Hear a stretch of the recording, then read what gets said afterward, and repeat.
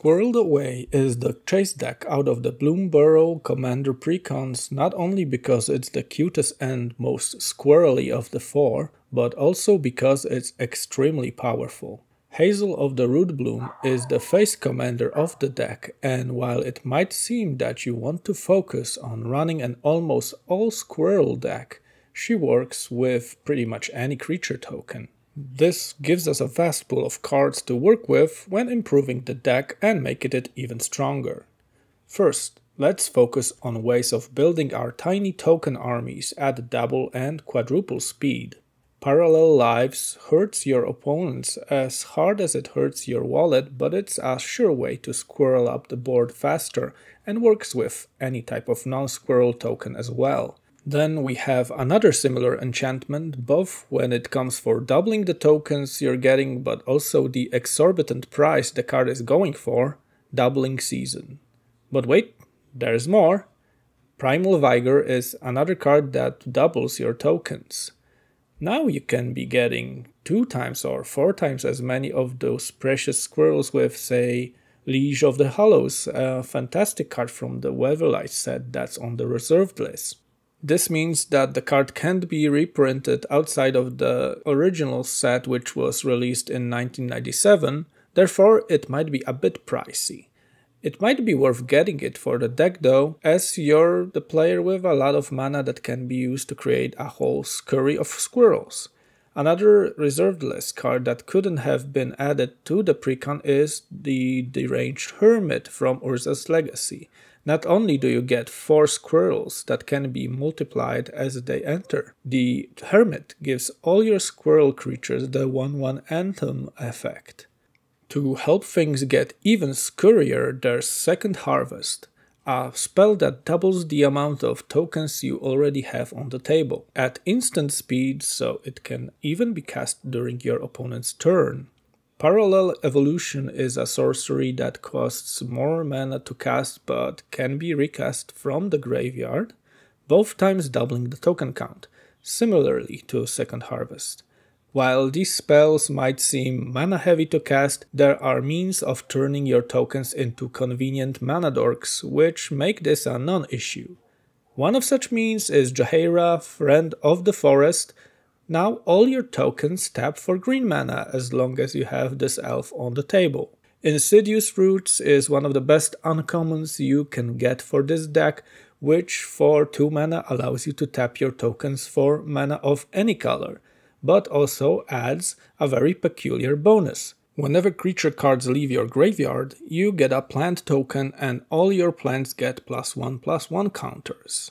There are cards which synergize with this exact mechanic, for example Bearscape, Necrogenesis or Night Soil, which exile creatures from graveyards as a cost to create tokens, an action that now creates extra plant tokens with Insidious Roots. Since our commander works with any type of creature token, not necessarily squirrel, these tokens might as well be plants.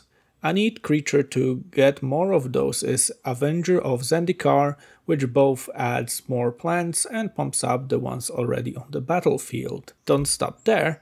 There are great cards creating different kinds of tokens with their own unique synergies. Bears, insects, thralls, zombies, saplings, pests. There's plenty to choose from. One of the most infamous ones would be the Sapling crew, with Tendershoot Dryad benefiting from 4-player games especially. A token for you, each upkeep, and a hefty +2/+2 anthem for your Sapling tokens once there's 10 permanents on your battlefield, which shouldn't really be a problem with this deck that focuses on flooding the battlefield with tokens, and they do count as a permanent. Since your tokens can tap for mana by different means, this also allows you to play big boys like Verdant Force, almost like an investment. Another creature that gives you a Sapling token each upkeep, but due to its size allows for some extra synergy with cards like Tend the Pests. This super cheap to cast instant can be cast any moment and turn a large creature into a collection of pest tokens.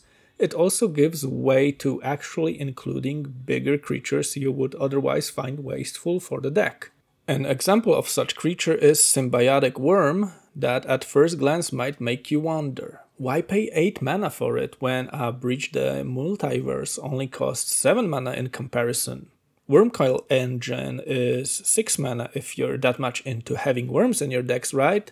Yet, when you sack Symbiotic Worm to tend the pests, you get 14 tokens for the action. And that's without any of the multiplication shenanigans with the enchantments I mentioned earlier in this video. If you like these kinds of plays, another card that turns big creatures into smaller ones is Carrion.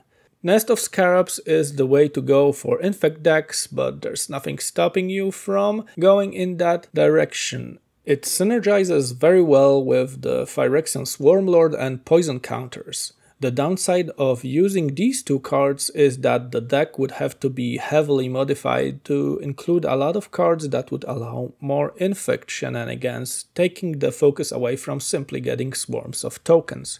A much more convenient route would be getting enough mana to cast something like Living Hive and even benefit from the high casting cost with Endrek Sar Master Breeder, even though in this case it would lead to the wizard being sacrificed. Remember that you have means to multiply the tokens that come into play, so getting a base number of 8 thralls makes for an epic synergy moment. Alternatively, you can keep sacking the trolls if they didn't manage to reach the quota, for example to attrition, which you should probably put into the deck anyway because of how a single enchantment gives you such easy to use means of removal. Keep in mind that you can tap your tokens for mana, which opens up opportunities to cast spells like Awaken the Woods for even more tokens that give even more mana, that are also forests in addition of being creatures that can also be multiplied by different means. More forests means more tokens from Beacon of Creation as well. The synergies keep pouring in. With Hazel you have access to black mana, which means that you can even go the zombie way and use cards like Ghoul-Color Gisa or Wand of Orcus, although it feels like the green token generators do a much better job when it comes for sheer numbers and speed. Strengthening the small token swarms might be a swell idea though. That's where the Creekwood Leash comes in. Considering the sheer numbers of your tokens, this is 4 mana well spent. The card that's a powerhouse for pumping up the tokens though is Sandstorm Salvager, not only giving them +1/+1 counters, but also trample. This might be the card that ends matches in your favor. Be sure to like the video if you found it helpful and don't tune out yet. Here's a quick list of some notable mentions that you could also use for the deck. Tervigon, big creature with trample that can generate you more tokens from the damage dealt. Black Market Connections, a multi-purpose tool that can also give you tokens. Pet Infestation, a way to remove opponents' artifacts and enchantments and get some tokens while doing so. Halcyon Emerald Archdruid turns your small tokens into 4/4 bears. Arachnogenesis, fog effect that gives you some spider tokens. Esika's Chariot, a token generator and copier in the form of an artifact vehicle. Snake Pit, an enchantment you can use to troll your opponents if you know they play the right colors to activate the triggered ability. Druid's Call makes your opponents not want to attack you with their big boys, knowing that you can block them and get squirrels. Broodhatch Nantuko is similar, but already a creature.